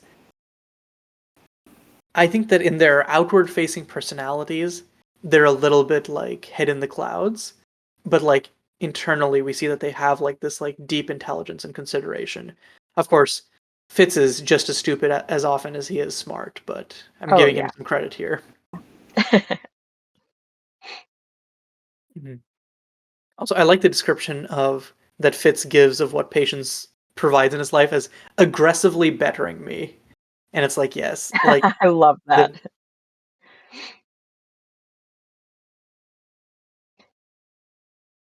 there's also another line where an odd thing happened. Our eyes met and I knew she saw my lie. She nodded slowly, accepting the lies necessary, and looked aside. I wonder how many times my father had told her similar lies. What did it cost her to nod? And it's like, it's like such a great characterization moment for Patience, but also like so painful. She like sacrifices so much of herself for the people around her. And for the ones that she loves most. Hmm. Which also is like, I wish that she and Kettrick can talk more earlier. Slash, there wasn't this like uh animosity that Patience feels towards Kettricken, because like I feel like they're really similar in their philosophies and the things Yeah. they enjoy. Yeah, they would be best friends. Hmm. It Yeah, also just like shows how perceptive Patience is, because you kind of get the sense, because Fitz doesn't think she's perceptive, that she's just like kind of clueless and doing her own thing, and she's like remarkably not at all. She Yeah. knows what's going on and she knows how to read between the lines. She just doesn't let it like color her spirit. hmm and I also like here how probably Patience being able to tell that Fitz was lying in that situation was like, okay, so this is what he's like when he's lying. So previously he probably was telling the truth. I feel like that's Yeah. hmm which is, I think it's kind of ironic where it's like, I know that like Fitz. I feel like again, like the name of the series are always like assassin, assassin, assassin. He's supposed to be like this master, like spy or whatever. But like really, where he shines is in his like candidness and honesty. Um, and whenever he tries to like pull off a deception, it's what hurts him. Which I think we're kind of getting to the Molly thing. It's like if because he's like laid on all of these like weak ass and like feeble deceptions, Molly like has no reason to believe him when he's at his most candid, and it just ends up hurting him. So I think it's really interesting because like he's honest with Verity, he's honest with Patience, it goes well, and then like in the one area of his life where he's had the most deception, everything falls apart, and it's kind of like this thing of like, yeah, if only you'd taken the same approach to dealing with Patience and Verity that you had with Molly, yeah, or the other way around, but yeah. Speaking of the book titles being assassin, I was thinking about it while I couldn't sleep the other day. And there's an assassin trilogy and then a fool trilogy. And then the last trilogy is like half and half. Because it's like Mhm. Fool's Assassin, which is both of them, and then Fool's Quest, and then Assassin's Fate. I was like, Mhm. oh, they both are like completely equal in book title names. Well, and even the trilogy names, like the Farseer is all about Fitz, and then the Yeah. Tawny Man is referring to the Fool, and then it's the Yep. Fitz and the Fool, so they're coming together. Yeah. Just like a random thing I noticed the other I night. really like that though. Yeah. You know what? I wonder if that was intentional. It had That's to the be, one thing I right? like about the names now. Yeah. They're not as lame. Mhm.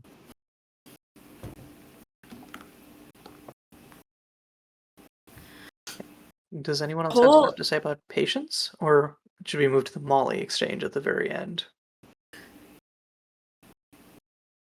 Yeah, I don't have anything more about patience. My last note I have is more about about Molly. patience in the next one, the next Gotcha. Yes. chapter. Yeah, so the last person that Fitz meets up with here is Molly. He doesn't recognize her at first because she's wearing a blue skirt and it's not red. Instead of red. Oh my god, Fitz.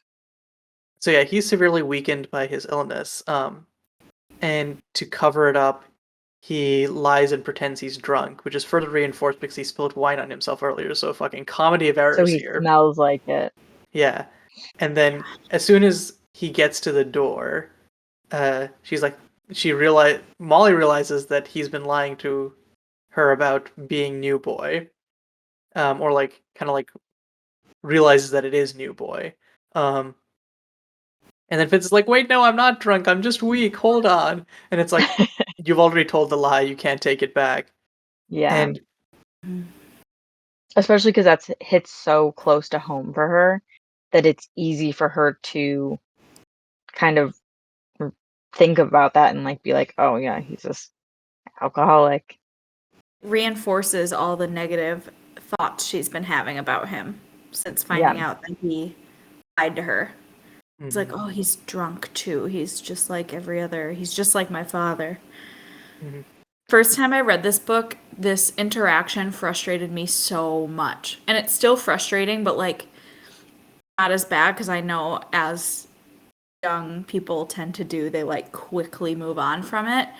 Yeah. But it's just like so annoying to read because they just won't listen to each other at all. I mean, to be fair, Yeah. like, if you're Molly, would you listen to Fitz being like, no, babe, I swear I'm No. not drunk?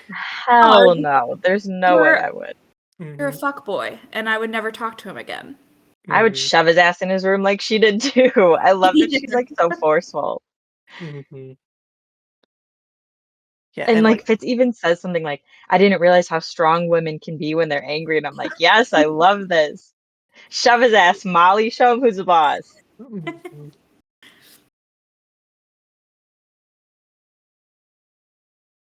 Oh yeah, and like, I really like the framing you had of this as like an issue of like pride, where it's like Fitz, like, because I think it's an aspect because we've talked about Fitz being like really selfish before, but like the pride part is one that we hadn't like talked about. I feel like where it's like he's like I Yeah. don't want people to like see me as weak, and I want to be like the which in some part is like ingrained in him by like Shade and like Burrich and stuff, where it's like you can't show weakness in front of Regal, and like if something happens in the castle, it's gonna make its way back up to Regal. But it's also just like on a personal level, he's just like so I much of don't his want self image is Molly to see dependent me on like him being this. strong and young, Hmm. ironically. But yeah, one thing I also found interesting is like there's also like this element of like Molly's pride where she was like, "Hey, I don't like I thought that I would need like something to offer you for like cuz I just have this trade but I don't have a business. So like I didn't want to like bring this to you until like I had a business or like something I can offer to you of my own." And it's sort of this thing as like both of them if they just been like honest with each other and had just assumed that their love for each other was regardless of like status, wealth, or health, they could have had like a much more like honest dialogue. But also like I don't know how fair it is to assume because like they hadn't even broached that topic at all. Like Yeah. my Fitz didn't last even book. realize that she liked him back. Yeah, so like I mean Fitz has barely processed the fact that he liked her. Let's be real. Yeah. So Yeah. It just shows like the maturity level between the two of them because like Molly's a little bit older and she's just way more mature because Patience like I think it's in either the last chapter or the next one where she's like Okay, so if she has a trade, but you marry her and you forfeit all your like rights as a royal, are you just gonna sit and like live off of her? What are you gonna offer her? What are you gonna da, da, da? Like she's listing out all these what ifs and like how are you gonna do this? And Fitz is just like, what? Whereas Molly's already thought We're about gonna this. get married? Yeah, Yeah, and again, Molly's like coming to the Fitz just table doesn't like, think about the future because again, it's like the thing that's reinforced when Shade is like, "Did you really think that you could live two lives forever?" And it's like Fitz is like, "I'm thinking day to day, motherfucker. The future, huh?" Yeah. Which is also yeah, like, He's I think Fitz that's is already living too, like a wolf, living in the yeah, present. ooh, that's a it's good like gag. not mature enough to think about it, but Molly is older and a little bit more like she's less naive, so she knows like I'm coming to the table with this because that's what I should do. Well, I think also being a woman in this area, like in Buck and like the Six Duchies, she kind of has to think about these things because unlike like Bangtown, she doesn't really have, I think, as much authority over her own life as the men do in the Six Duchies. Hmm.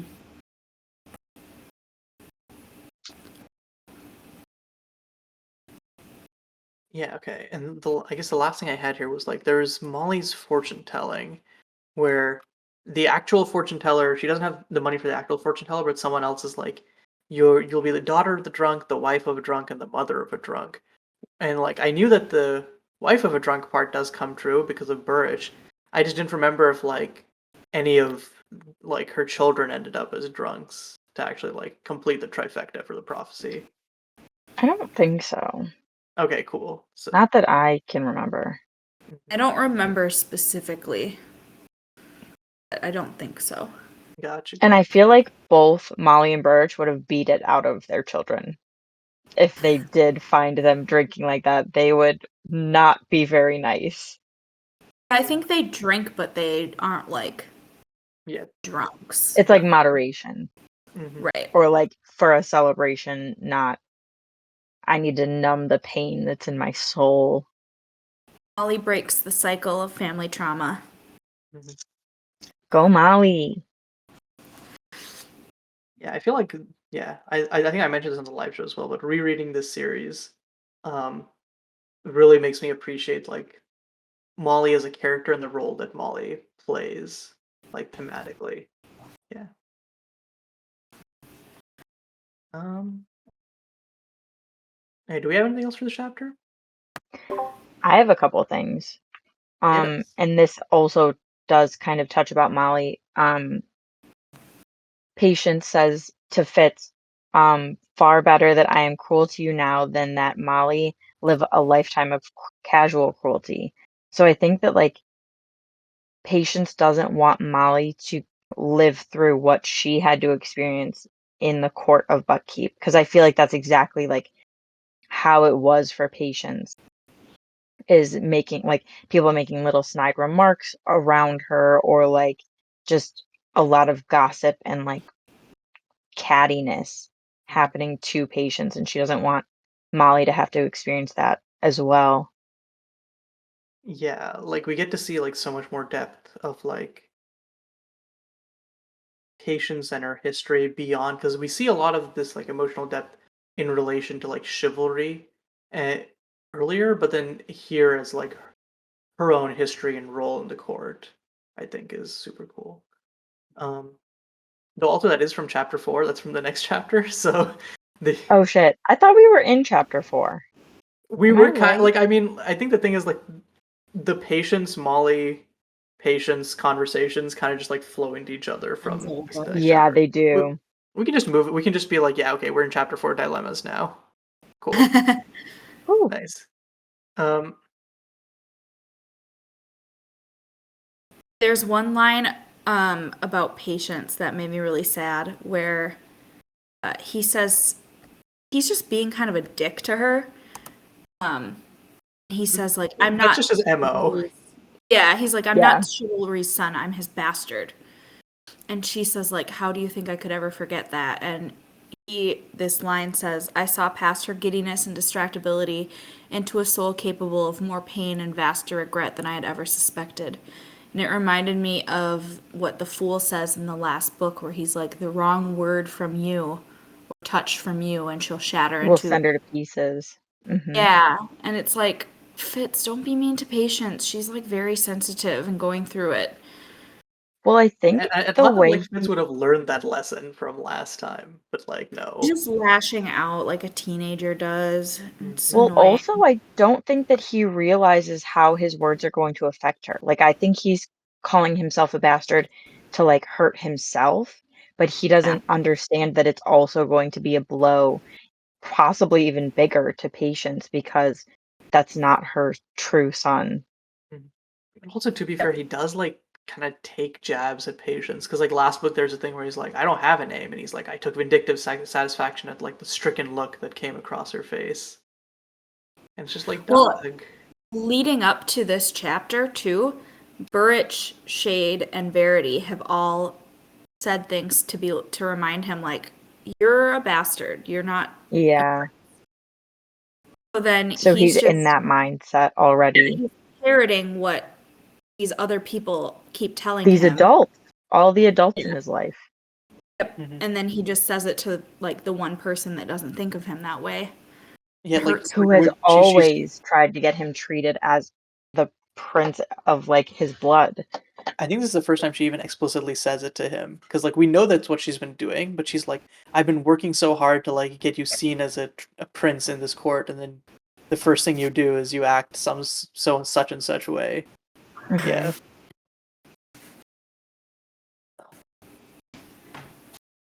Oh yeah. But yeah, before the whole patience conversation, there's a little bit at the start where the fool comes in and like sets up some like food and tea for him. Um, and I like the thing that you've noted, Alex, where it's like I love when Fitz is open and honest because like yeah, that's what I was like noting last chapter, where it's like Fitz is at Yes, his best when he is just being direct. and it's not even like, I feel like it's in these times that he doesn't even think about what he's saying. He just lets his words come out, and that's when they have the most meaning and affect the people around him the most. Hmm. Because like, I loved that he's, like, saying, "I've missed you" to the fool, and then the fool is like and, like, Fitz enjoys the shocked look that the fool gets from that, and I'm just like, "Oh, this is so cute and sweet," and I love Hmm. it. Hmm. And I also love the fool is like I feel like is like it was like, does that explain why you've been playing the fool yourself so much? And it's just like, Yeah, aha, aha. Every time taking there's a like some sort of jab at like him. Fitz fool duality thing, I'm just like, it's like locking into that. Oh yeah, and there's also like the fool for the first like mentions like, hey, you should go check out King Shrewd. First mention of that, yeah. Oh yeah, and then I guess like hopping back to like the patience conversation. Um, this is the first mention of the line, "One horse cannot bear two saddles, however much he may wish to," which is Burch's line that he had told Patience when he ended up rejecting her for his role as a Kingsman. Ah, which like, Dang. yeah.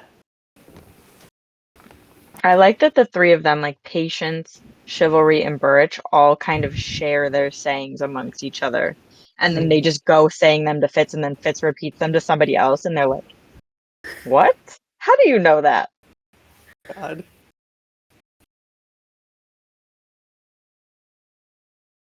Because like they just kind of drop them, and I feel like each of them doesn't realize how much impact or how much these words stick with other people. So when they find out that they've remembered it and repeated it to Fitz, they're like, "Holy shit!" Yeah. It adds a new meaning to it. Hmm. Um.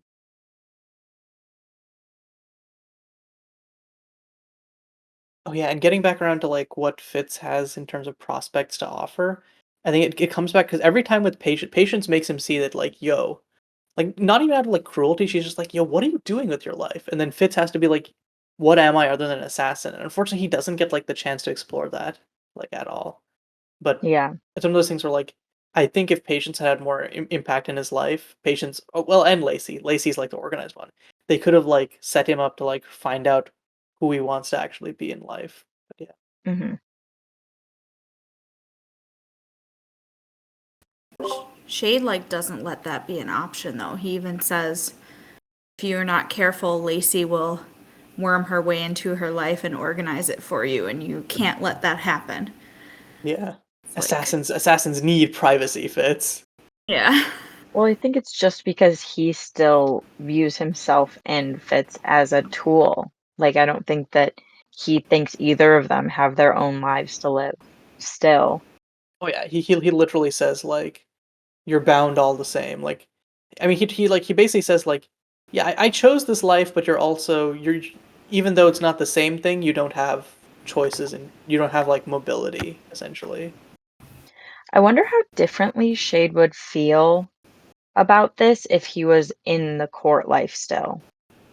Like, do you think that he would be a little bit more lenient with Fitz about having like a marriage and like a little bit more of a life? Or do you think he would still be like, you got to do this? I mean, from how he is in Tawny Man with like Nettle and stuff, I feel like where he's like you got to give up Nettle for the good of the crown. Like if anything, he gets like more obsessive in like Tawny Man, and it's up to like Ketrigan to be like, whoa, rein it back there, cowboy. Like you're, I know you've been doing what you think is best for the Farseer throne for so long, but like you gotta learn some like flexibility.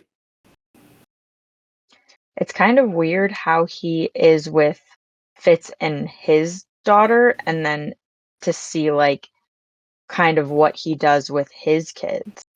He's such a hypocrite because he expects Fitz to just give up his daughter to the throne, but then he keeps his kids secret from the throne. Hmm. Oh, hold on, I forgot Shane has kids. What? Yeah. That actually Okay. made me like really dislike Shade a lot more. The way he is in Fitz and the Fool, like with being such a hypocrite and like so easily sacrificing Nettle and like expecting Fitz to sacrifice Nettle, but then Not keeping being willing to do the same. right and like coddling Fitz Vigilant and Shun, who's just like horrible. Like I don't love Shade as much as a lot of people love Shade. Yeah, I think Yeah, I think we you start really to see the see the less, cracks. Yeah. yeah, the longer that we're with him, we see how flawed he is. Yes.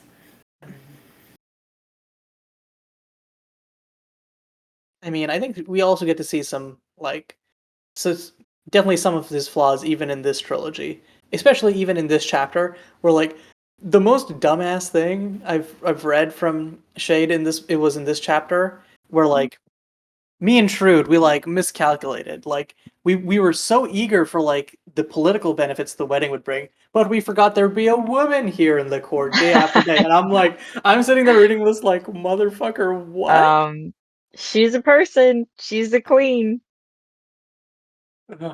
Also, like he sends Fitz Vigilant in to like spy on B when B's a baby, and Fitz just like loses his mind and gets really mad.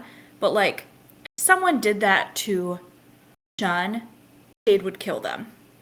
100%. He's There's no doubt.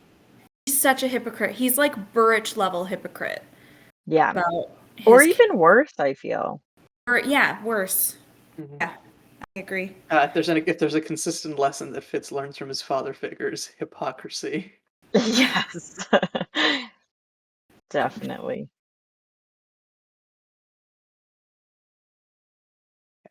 Um, I need to leave very shortly. So, my only other notes are about Night Eyes. I don't know if Should we just save that for the next one? We can yeah, I leave was them gonna all say hanging. yeah, we can. I don't mind just like saying my part and then ducking if you guys want to finish it, or if we No, I no, feel like we're no. going to talk about Night Eyes so much. We've got for to a just, lot. I think it's such a Yeah, strong start. Like, we can definitely start off the next Night episode with Eyes. this, and it's gonna be like, oh, Okay. Yeah. Sorry, I have a Yeah. birthday party, Halloween party to go to. Nope. no, So that's totally hope you have fine. I fun. think this is actually kind of perfect, Yeah. leaving them on a little cliffhanger. Yeah. So I guess like I have one last note about Shade, which is like he's talking about this plan for like well, like right when Fitz comes in, he's like, "Yo, we could like make you look like chivalry. We could like maybe we could do a little bit of treason as a treat." And he's like, "Someone will come to you with this plan and think it's original." And at the very end, Duke Bronte does do that, not in the same fashion, but it's like, "Yo, we could maybe do a little bit of treason as a treat." So like, I like that Yeah. actually comes back up. He says, like, I could teach you how to walk like him. You already stand like him. Mhm. I could teach you his catchphrases, which is funny to me that chivalry has catchphrases. Mhm. And And I feel like Fitz Patience knows some of his catchphrays. yeah, because of Already, Patience. like, unintentionally, yeah. Yeah. And Patience, like, accidentally, she also corrects how he stands. He's like, "You look like a stork. Stand better." Yes. Yeah. She's making him into chivalry accidentally. Well, and also intentionally, but like, yeah, that's interesting. One quick thing, I feel like the way that Fitz reacts to this, where he, like, sadly shakes his head and is like, "No, like, we can't do that," is so different from, like, the thoughts that he had before, like, in the first book when Patience was like, I'm trying to get you, like," or Shade tells Fitz that Patience tried to get him recognized as, like, chivalry's heir and prince, and, like, Fitz got so excited, and now he's just like, "That's not the life that I get to live." Like, Mhm. he kind of knows he's grown, and he knows that that's not what he's gonna be. I also don't think practically that Fitz would like that. I think he Definitely. doesn't realize how, like, Little control they Verity have in their lives. Verity and Chivalry basically didn't have any more of a say over their lives than Fitz did. Mhm. So And they were in the public eye, which made it even worse. even if he was, like, acknowledged, what Fitz wants is, like, freedom and control over his own life. He wants to be a And normal person, yep, and he wouldn't and get that's that. not what royalty will give you. Mhm. Right. Yeah, and I think lots of the interesting things is like as the series goes on and he gets some of that normalcy, seeing that it imposes its own limits on him and like what that looks like. But yeah, okay. So thanks everyone for watching. This has been strong start to a new book. I'm super hyped. And next time we'll get to meet, I think, most people's favorite character, Night Eyes. Um, So excited. yeah, so again, these episodes go up Mondays, 12 p.m. CDT, though the exact time might be messed up because, again, I'll be uploading from India. I'll try to make sure that the conversions and stuff work out, but we'll see how that goes. But yeah, other than that, thanks for watching, and we'll see you next week. Bye. Bye. Bye.